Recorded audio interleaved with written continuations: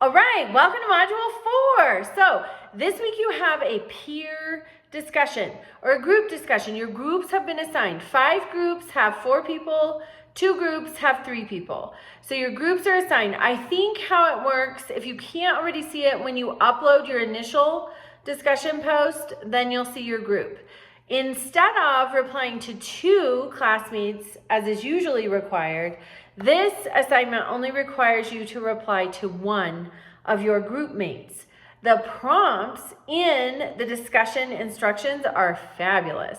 So please follow those. You're looking at a historical society or organization that is related to your project topic. So this helps you learn more about your project, and it's not a waste of time. It is important.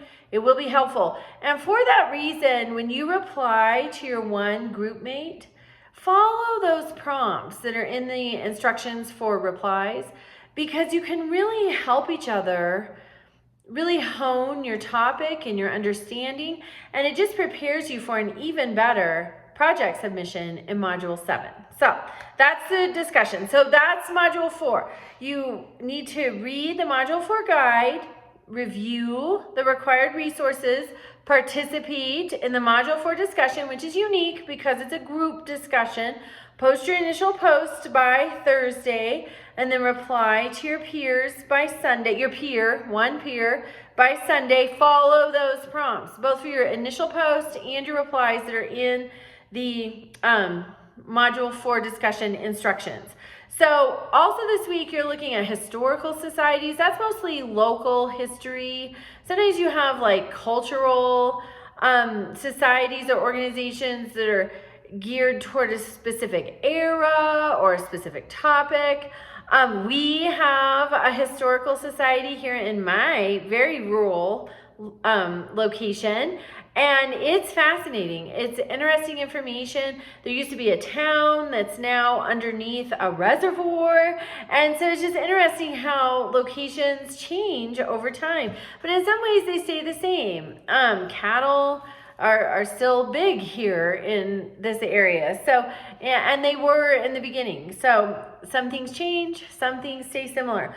Also this week, you're watching a documentary for your journal assignment. So the documentaries are all linked.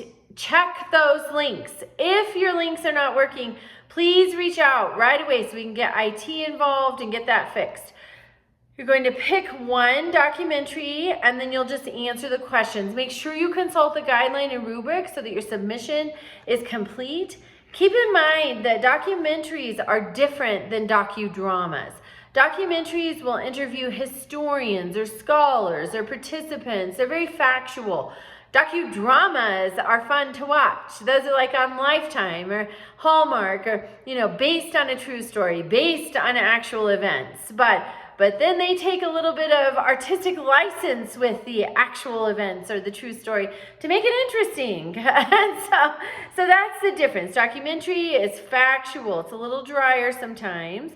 But also with a documentary, keep in mind, whoever's idea that documentary was, they are wanting to tell a story. And so they're going to tell it from a particular point of view. And whom they interview versus who they choose to leave out tells us something about their bias and the point of view from which they are coming. So that's always really important to consider when you're watching, because if a documentary can be completely factual, but also it can be missing important elements that would change the way the story is told and understood and received.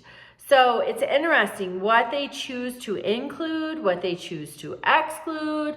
Maybe it's because they don't know about the information they're excluding, or maybe it doesn't fit with the narrative they're trying to tell. So it's interesting. You always need to consider the point of view, potential bias, because again, it can be 100% factual, but it can be missing information that's vital and that changes the story. All right, that's due on Sunday, your journal assignment. Reach out to me with questions and have a wonderful week.